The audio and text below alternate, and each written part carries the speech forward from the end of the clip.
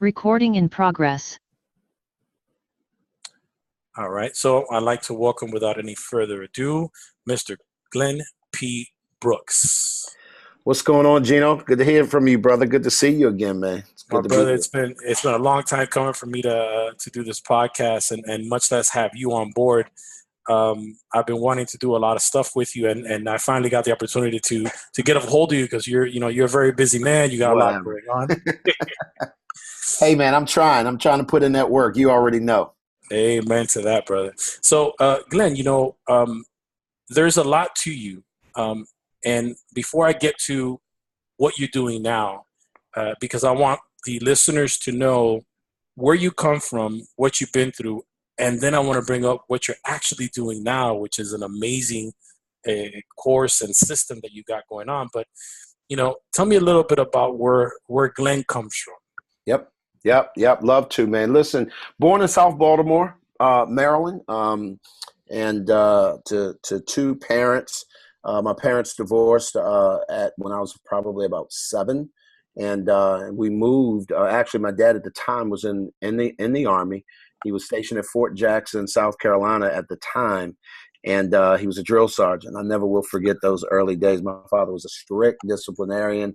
Laid the hammer down, didn't have a whole bunch of sensitivity working through him. Of course, he was fresh off of 2 tours in Vietnam, and he was a drill sergeant, so you go figure, right? But he and my mom, they split up when my sister and I were like 6 and 7, and we went on back to Baltimore. But that's where I was raised. Went to Baltimore City Public Schools up until about was 3rd grade. And then we moved to Anne Arundel County, which is about 20 minutes south of the city. And that's where I went to, elementary, middle, high school, right outside of Fort Meade, Maryland, a place called Severn. And it's about 20 minutes south of Baltimore. Awesome. I remember Maryland. I love Maryland. I was stationed there in the National Naval Medical Center. Yeah. In Bethesda. Yep, absolutely. Yeah. I'm very familiar with it. I stayed in Rockville. Yep, absolutely. Yeah. No, it's funny because I worked for a company. After I graduated high school, I went into the Army, ironically enough, and went into the Army and spent a tour there. I was a combat engineer, and when I got out, I worked temporarily for an environmental engineering consulting firm. The only reason I got the job because there's this retired command sergeant major who basically took it upon his shoulders to get, guys who were separating from the military a job, like doing anything, just getting them used to civilian life again.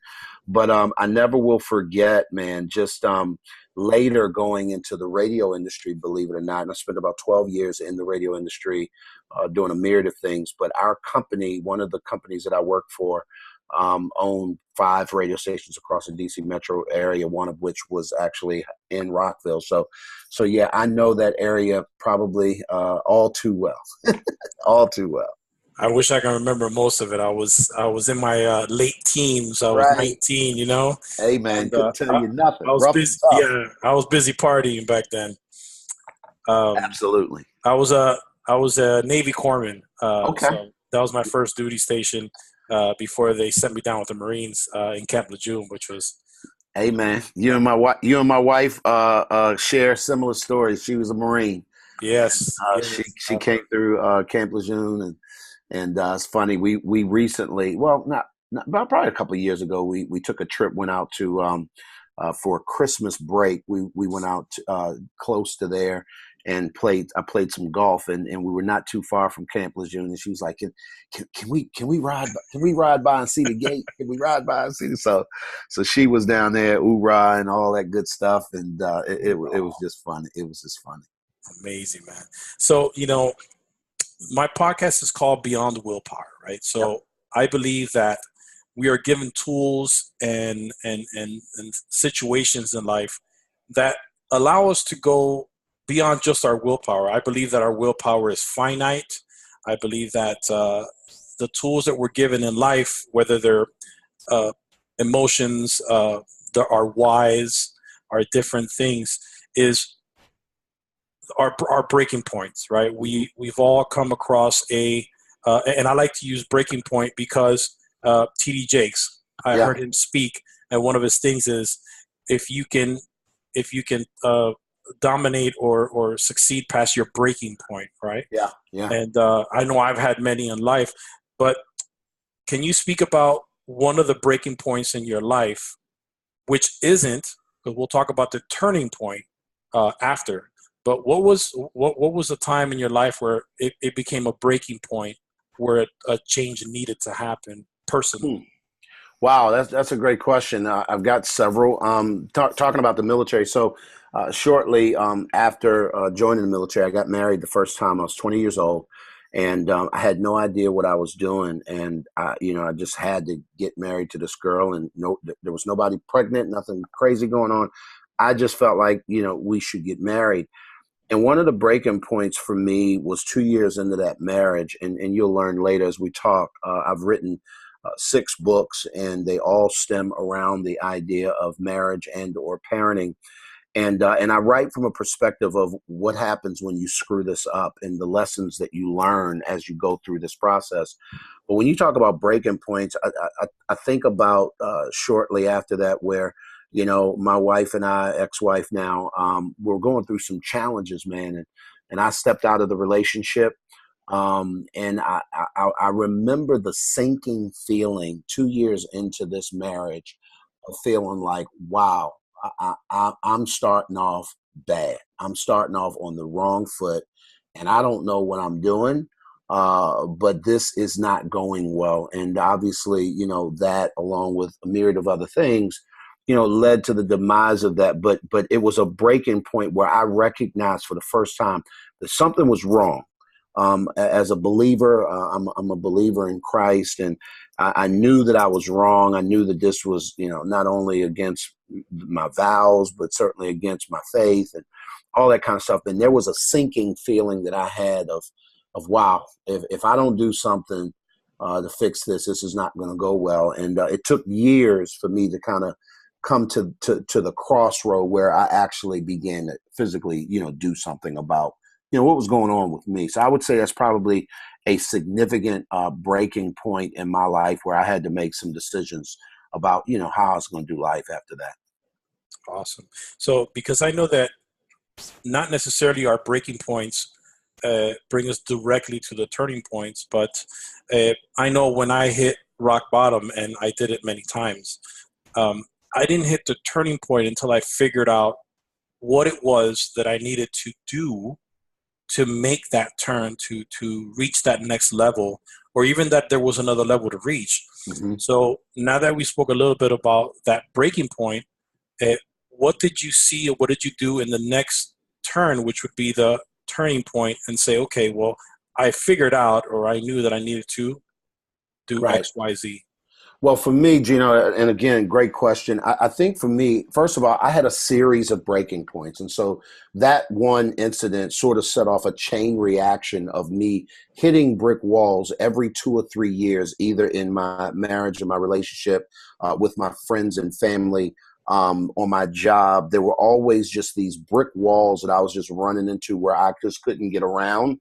And it was not something that was just going away. And I don't know if anybody can relate to feeling like a perpetual screw up, and you just feeling like you can't get this right, like no matter what I do. And it wasn't really super conscious at first, but it became conscious toward the end of my first marriage. And it wind up lasting 9 years until we separated. And then we were separated for 3 years. So the total relationship was 12 years. But by that point, we had a son. He was 2 years old.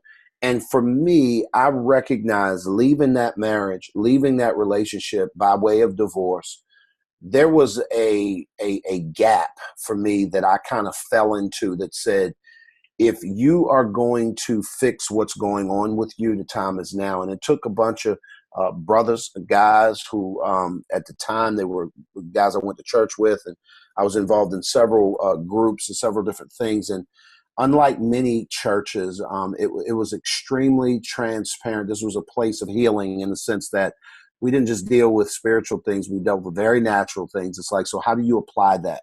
And how do you carry that out? Or one of the phrases we would use, how do you walk that scripture out? You get what I'm saying? So you could read it all day long, intellectualize it. You could believe it. It's on some, head level. But from a heart level, how do you literally own that and walk that out in your life? And then that become really who you are and not what you say. It's what you do. And it's the life that you live. And that began for me a process, man, that quite frankly led to what I'm doing today. And if it wasn't for that gap, if it wasn't for that, and I really like to look at it as a bridge. A gap sort of gives you the idea it's a place that goes to nowhere. But this was a holding place where I got to do work, and then it became a bridge for me to walk over and be able to walk into a new life, a life of me living my best life, and quite frankly, living a life that now, as I look back on it, everything turned during that season in my life. Everything turned.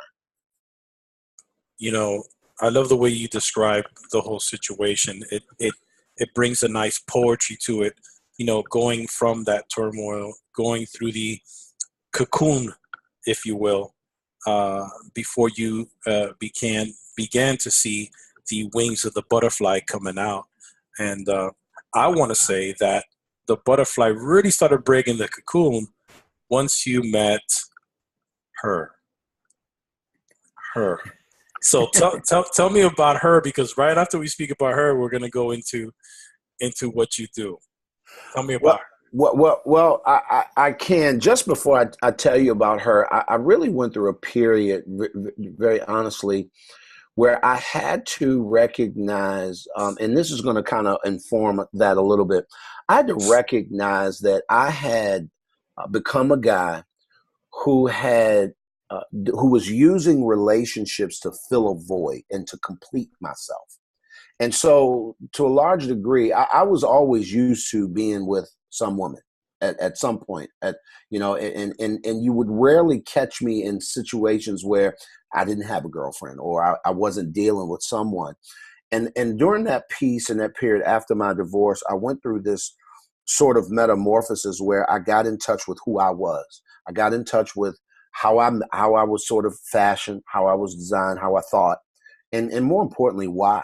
What was informing some of those thoughts and then later actions.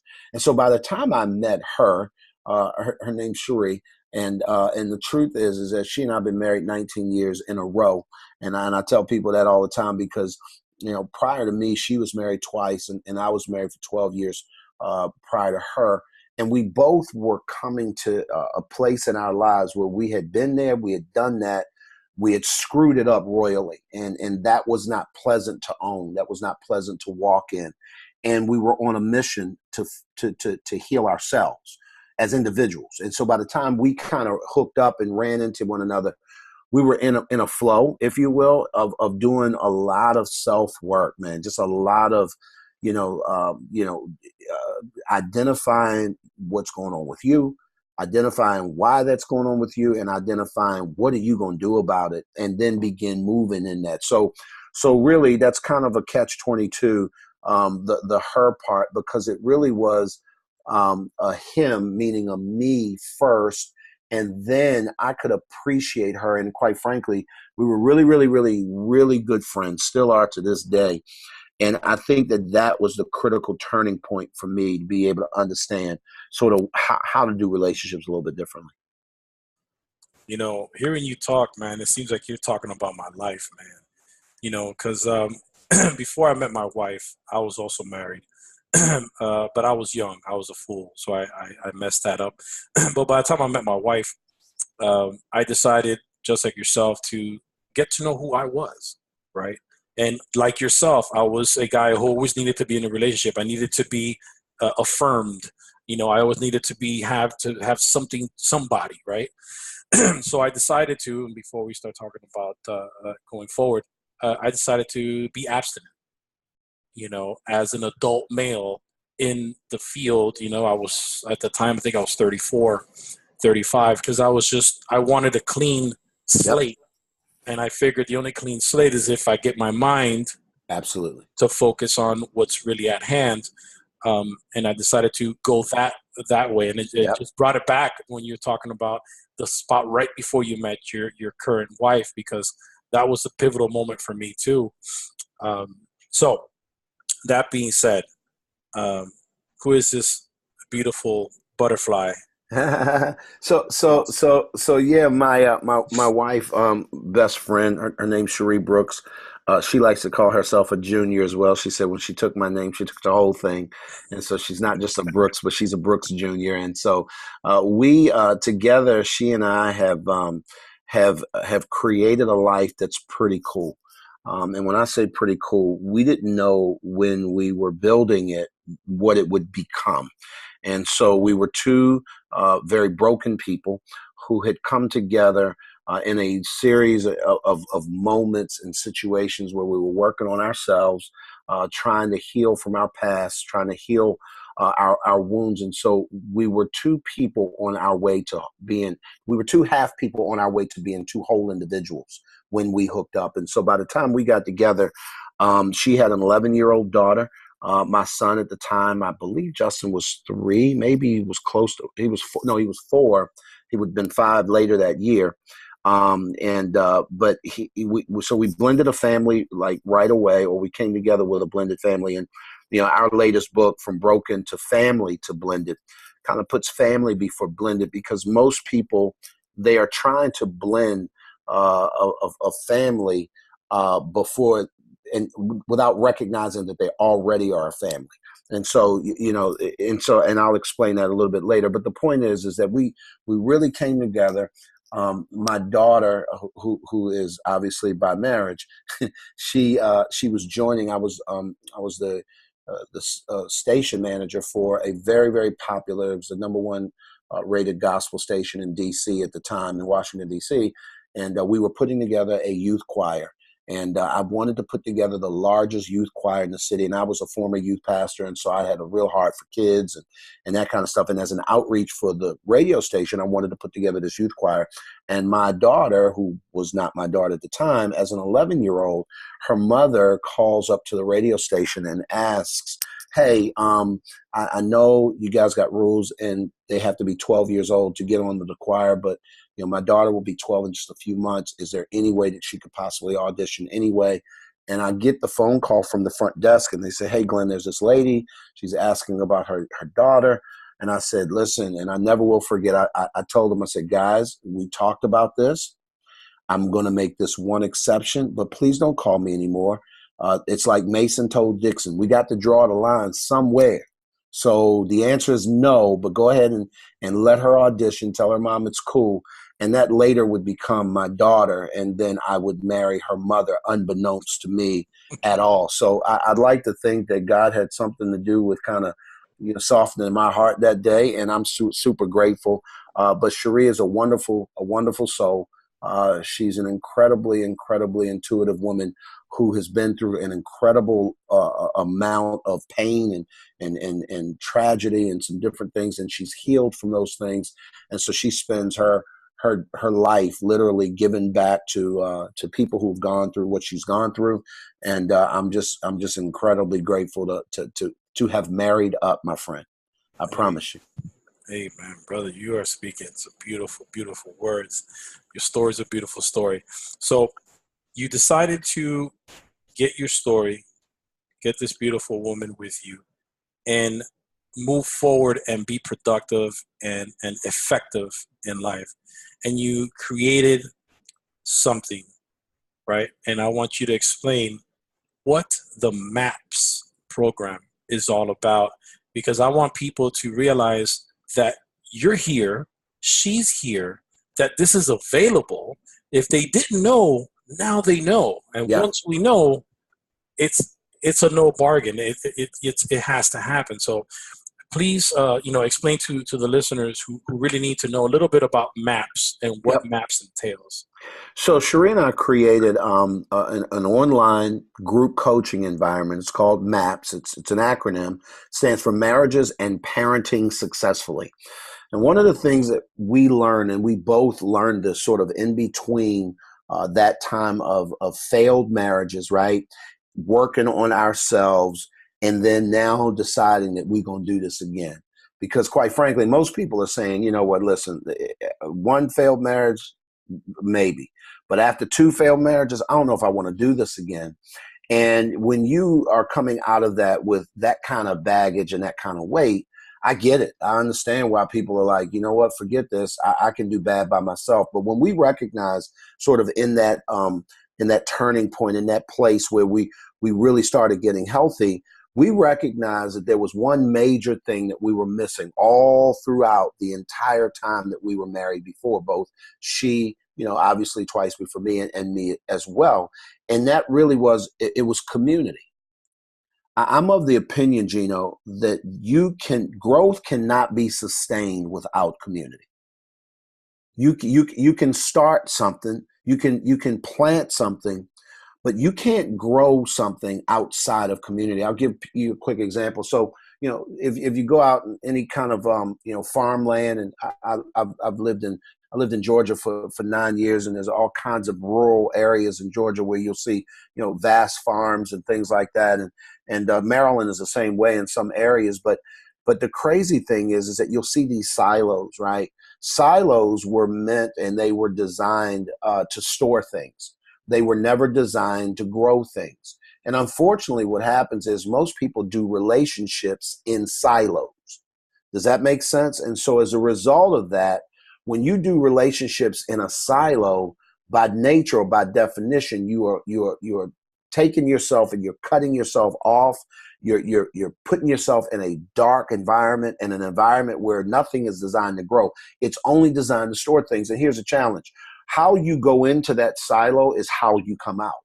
So if you go into that silo as a broken person, as a person that's not grown, not fully mature into that, you're going to come out that way. And in most cases, you know, you're just not going to get any kind of nourishment and that sort of stuff. But if you take the same seeds or the same grain that's in a silo and you decide to crack the door open and bring out a scoop of it and spread it around the garden that's outside, now you have community. You got sunlight, you've got all kinds of fertilizer, you've got other plants and different life that's happening all around you, and you get the opportunity to grow amongst these things. And so for us, we recognize the single biggest difference maker for us was a community, and you have to understand this caveat, that was specifically designed for us to win in the area of our relationships. And that's where most people will say, well, I'll substitute community and call it my family. I'll substitute community and call it maybe my local church.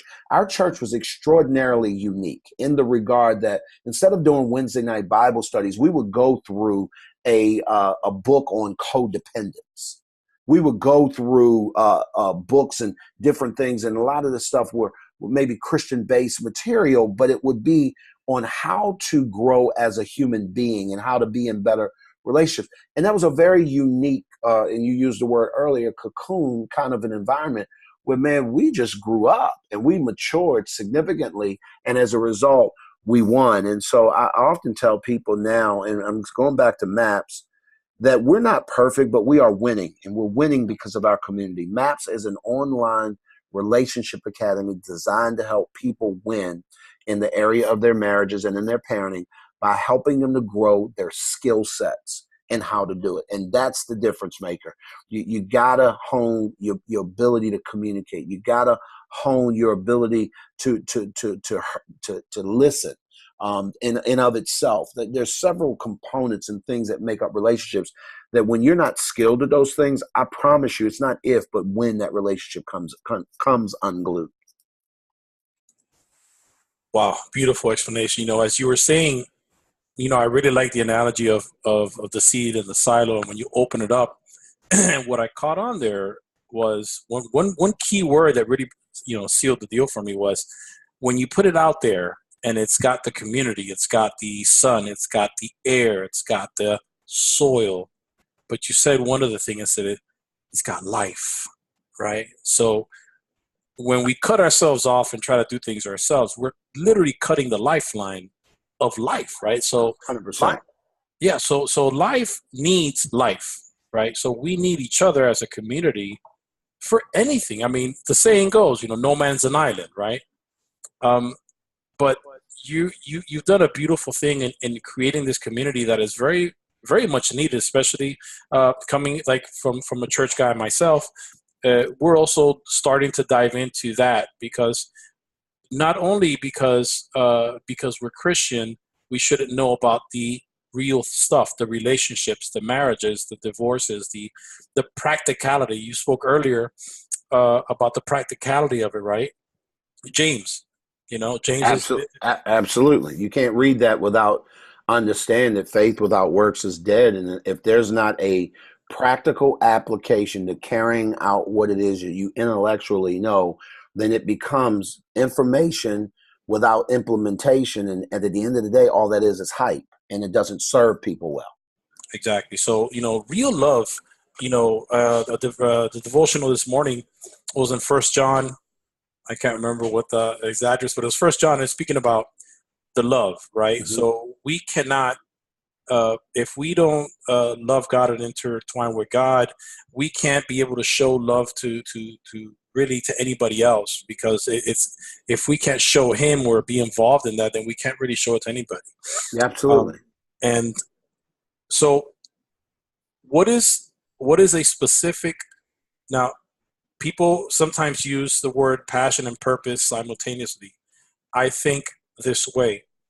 I think that passion uh, is for you. It's your passion, right?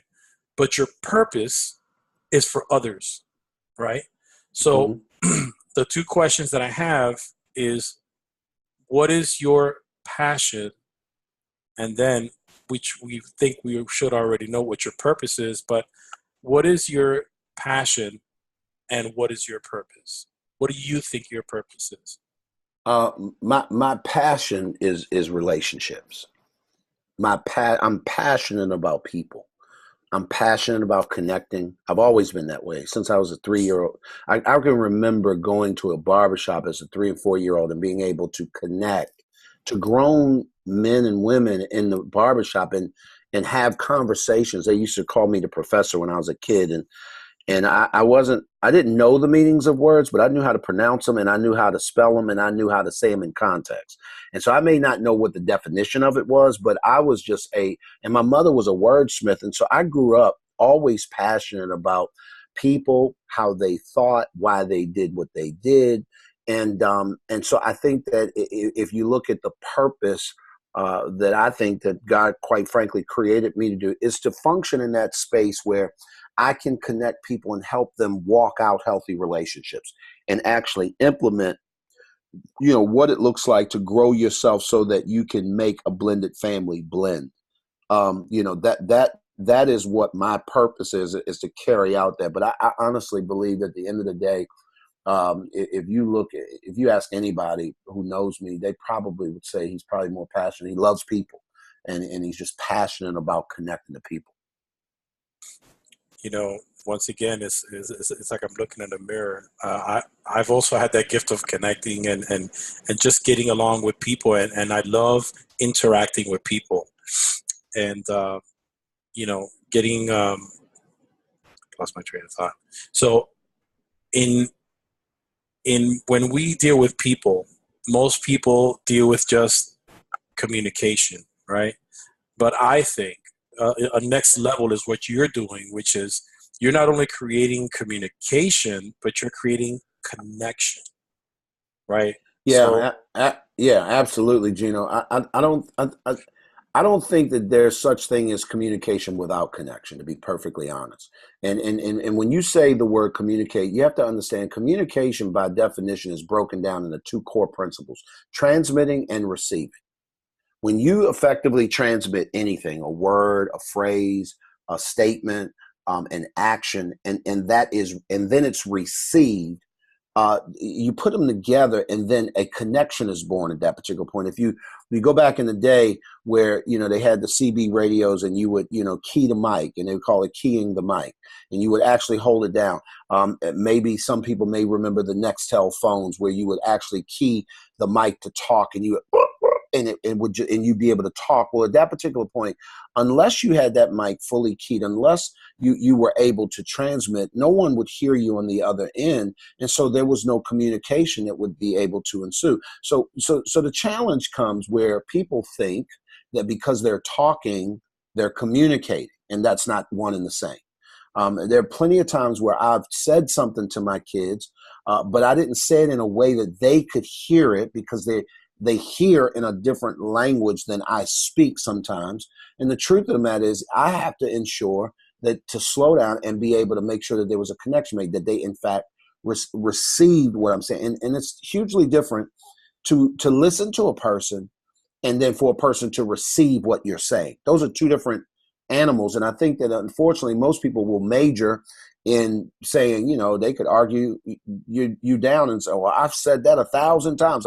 I mean, I've told her 1,000 times. Like, bro, let me explain something to you. If you've said that literally 1,000 times and they are not carrying out what it is that you've asked them to do, one or two things is happening. Either A, they never physically heard a word you said, or B, they're not hearing in the language you speak. So either way, there's a disconnect. And I promise you, if you were to slow down and go back and you were to ask and figure out where that disconnect is, you would be less frustrated and the communication would be solid. It would be true. And then you could move on. But I don't think that they are interchangeable, just because, it sounds like a good word, but communication is very different than just merely talking or even, it's different. You've heard people who were speakers, and then you've heard people who were communicators. They're two different people. They're two different people. You've seen it. You've seen it in 1,000 ways. Politics, and you on Sunday morning. Maybe it's a coach on the sidelines. There's a ton of people who are great speakers, but they're horrible communicators. And I promise you, there's a difference. I wholeheartedly agree. That's why I said earlier about connecting is I have the gift of connecting with people when I speak to them, because I speak to them and I listen to them. And most people, unfortunately, are just waiting to talk. They're like, yeah, hurry up, and then this. 100%. Absolutely. So sometimes we just need to. I mean, it's said, right? We got 2 ears and 1 mouth, but yet sometimes we act like we got 2 mouths and 1 ear. We're absolutely. Absolutely, brother. And speaking of your field, in marriages and in parenting, that has to be key. In connecting. I like you. When you speak of communication, I instinctively think connecting. So if I'm communicating with you, I'm making a connection. Absolutely. I need you to hear me, and usually when it's in person, it's eye contact. Yeah. Right. Now your eyes are the gateway to the soul. I believe that the eyes speak volumes. When we're either disciplining our children, eyes. Remember my mom's eyes. I'll never forget them. And when you're showing love, your eyes can do a lot. So the nonverbal communication comes into play more so than what you say. But most people don't pay attention to that. So earlier you said that you have authored a book, but in fact you have authored 6. Yeah. With you and your wife? Yeah. I've written 3 on my own. I've co-written another 3 with her, and she's written 1 on her own. So between the 2 of us, we've written 7 books. Awesome. And definitely I'm going to have links to those in the show notes. Can you give me a brief synopsis of the books, if you will? Sure. I turn around and make sure I remember them all. So the first book that I ever wrote was called How to Raise a Man, Not a Mama's Boy. And that book was written literally from a 7-year-old's perspective who had gone through a terrible break in his family, and his father had left and wasn't coming back. And what it looked like for him to be raised in a home where his mother didn't speak his language. And so she didn't understand him. She didn't understand how to connect to him. And so as a result, by default, and when I say a mama's boy, what I'm talking about is a man who thinks he sort of acts and begins to behave emotionally like a woman. And it has nothing to do with his gender identification. It has nothing to do with his sexuality. It has everything to do with him mimicking what it is that he sees. And if he doesn't see a man, he can't emulate a man, and that's a challenge for me. From in retrospect, I can honestly say, and my mother will tell you, she's 71 years old today, and she will be the first one to say to you, I didn't understand him. Intuitively, I understood his sister because I was a girl. But there were things about him that were just unique and germane to his gender that I just didn't get. And back in those days, there was no internet. You wasn't Googling it. You wasn't YouTube and nothing. And there was just no access. And so when you raise a boy that doesn't have access to a man, invariably you're going to raise, and the book talks about different kinds of mama's boy. You're going to raise some version of a mama's boy. The challenge with that is that that's cute at 5. It's marginally cute at 10, but at 15, it becomes a problem. At 25 years of age, that's an issue for his wife. And I promise you, there's not a woman on the face of the planet that elects and signs up, I choose to be married to a mama's boy. Let me say this. If there is, I've not met her yet. And she wants a man who will lead, who will show up, who will do the neat things that needs to be done. And unfortunately, she's not getting that, and it becomes super frustrating. So that book really is a book that teaches women, particularly, how to connect to their sons. I often tell women that boys have one language, and it's consequences, period. And so many times the reason why women are not able to get their sons to do what it is that they need to do is because their consequences are not as consistent as a hot iron. And so the truth of the matter is that you ebb and flow, you jump in and you jump out, kind of like jumping double dutch with your son, and you set boundaries, but then you relax and you don't follow through. Generally speaking, with his dad, that ain't happening. If he says take out that trash, or if you don't, this will happen, I almost can promise you that's exactly what's going to happen. And it's not a dad thing, it's a language thing. So that book helps you there. The second book was a sequel to that, and it's called Living with a Mama's Boy. And that book really deals with the woman who now is married to that guy.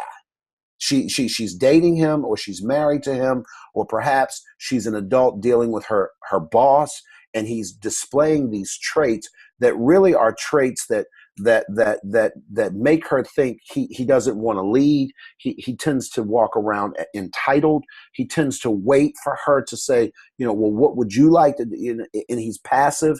That kind of guy. This book helps you to be able to live with him and help him without becoming his mother and without killing him. so that book will help you, and it's chock full of just anecdotes. All the books that I write are slices of my life, and I'm giving anecdotes as to, okay, when you see this is what you want to do. When you see that, this is how this needs to unfold. The third book right after that was a book called How I Got My Son Back. How I Got My Son Back was a book written literally out of my father womb. And it was the story of how my father left me. I grew up to leave my son, and why that is, and what it looks like when sons have fathers who are missing in action, and how you as a mother can literally encourage the absent father to get more involved and create an environment that makes him want to, as opposed to now you're forcing him through child support, courts, systems, and things like that. In that book, I talk about how, at one point I was paying almost $1,000, $983 a month in child support back years ago. I mean, this was years ago. My son's 24 years old now.